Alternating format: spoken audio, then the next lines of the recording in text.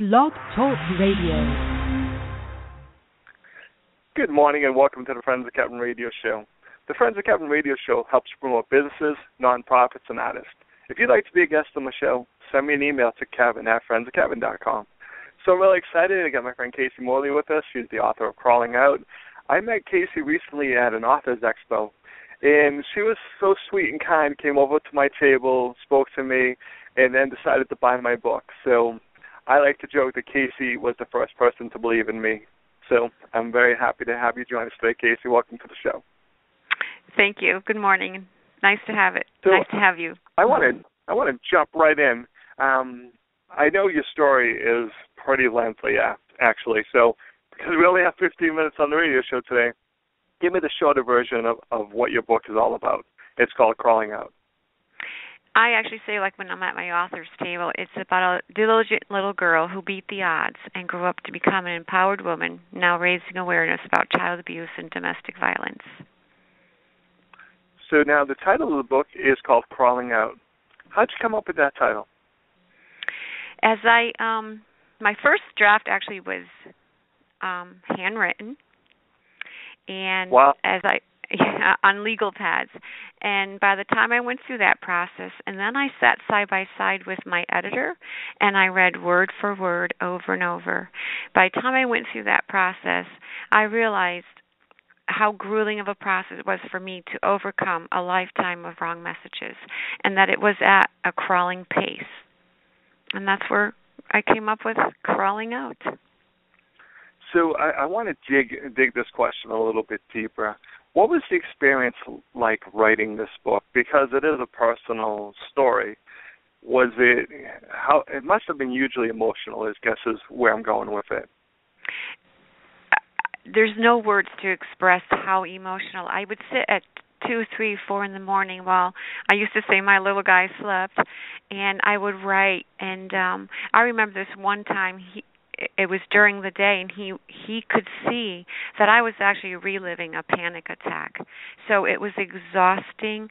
But it was the most cathartic journey I could have ever taken. Never could I dream that I would heal as I did, as I got it all the things that I stuffed down from a little girl, up and out and written. It was such a big releasing experience, and the tears. Sometimes when I sat side by side with my editor, I could only get through maybe 5 pages. I cried so hard, and when she left, I actually had to go to bed and just rest. Yeah, that's what I'm saying, but that's what attracted me to having you on the show, because this is a huge issue that's really kind of hidden in a lot of cases from people, where we've all come across somebody who's been in an abusive relationship or is in an abusive relationship. Then sometimes you just really don't know unless you really get to know the person. You know, sometimes looking in the proverbial window looks like it's a hunky-dory, happy household, but not always the case. So I admire you for having the courage to write that so other people can see that they're not alone. Kevin, that's exactly my mission. It's more prevalent than one would believe. Every 15 seconds a woman is battered. 1 out of 3 women, and it's 1 out of 7 men endure some kind of, and that's just the ones talking about it. And one time I mentioned that to a staff member at our local coalition against domestic violence, and she said, actually, everybody knows somebody.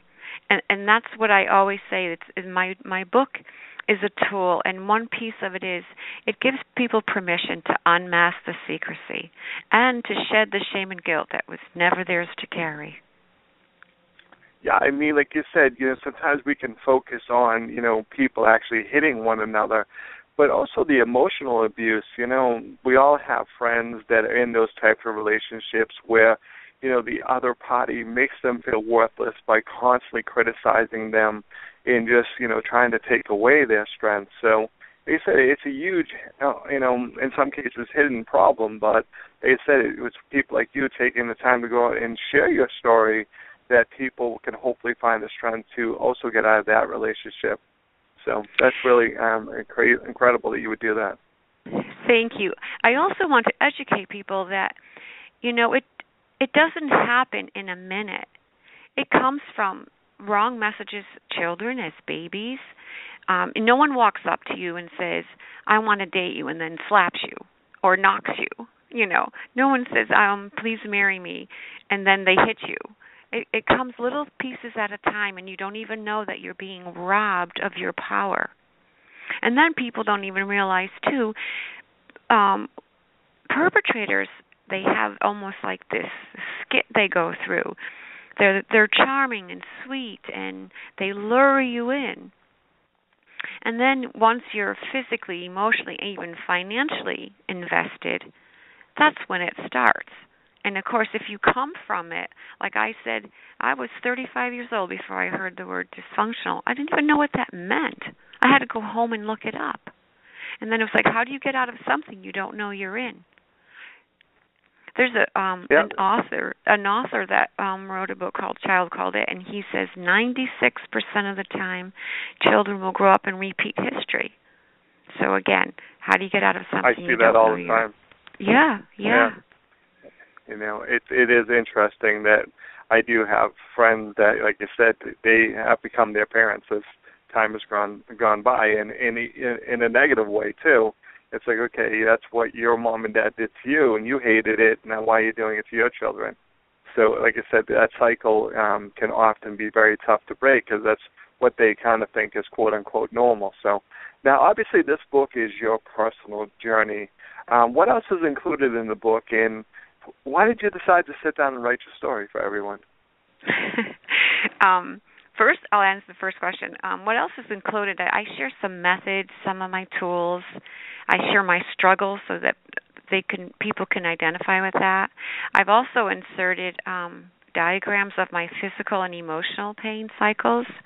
I have my version of a woman in fight or flight, and that shows all that happens to the physical body. And I included that because that's how the body starts to break down and where medical issues begin. And even when I speak to others, if people think that they're not affected, everybody is, because one, as we said, everyone knows somebody, and insurance costs. There's 2 million injuries reported annually, and it's really like 4 million. And those injuries just pop up later in life, so it keeps the financial insurance pieces going as well. And I also include some resources, national numbers, state hotlines, and self-help resources. And in the back of my book, I have an NMATTER, is what I call it, and it's brief intros to some of the things that victims endure, like PTSD, Stockholm Syndrome, borderline personality disorders, and battered women syndrome. And what made me write this book, I actually say I was nudged by spirit long before I could recognize it. And what that means is I met with a friend and I wanted to ask her to help me start. Like, where do you even start? And in that conversation at lunch, she said, do you remember asking me to write your book? I looked at her like she had 3 heads. I was like, I never said those words. She said, oh, yes, you did.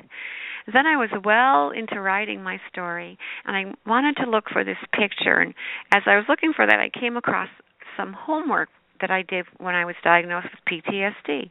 And the first thing was I had to write down, what do I want? And I went to my trusty old legal pad with this homework, and the very last line says, I think I'll write a book. And I'm like, what? And my second page, very last line on that page said, I'm going to write a book. I actually looked at that homework and examined the handwriting because I was like, I never wrote this. but obviously I did. And I had no memory of that. So that's why I say it was nudged by spirit long before I recognized it. Now, when you talk about your book, you say it's a tool. What do you mean by that? First, I don't want people to see crawling out as a sad story. I see it like a small crowbar. It nudges people to a new awareness. It's a permission slip, giving victims permission to unmask the secrecy and shed the shame and guilt that was never theirs to carry. it's a glimmer of hope that they too have the strength and courage to begin their own journey of crawling out. Nice. So now, obviously, the book is available in bookstores. Where else would you like to see it be available? I'd love to see it in high schools and colleges. I think... Very true. Very place for it. Yes, and I also think education should start with the subconscious mind in elementary school. People have no idea that we operate from the subconscious mind 98% of the time. And that subconscious mind is programmed before the age of 6. So any wrong messages or good messages, we operate from that, not even realizing the choices we make every day are actually from how we were programmed. Absolutely. So you're listening to the Friends of Kevin radio show. We got Casey Morley on with us. She's the author of Crawling Out.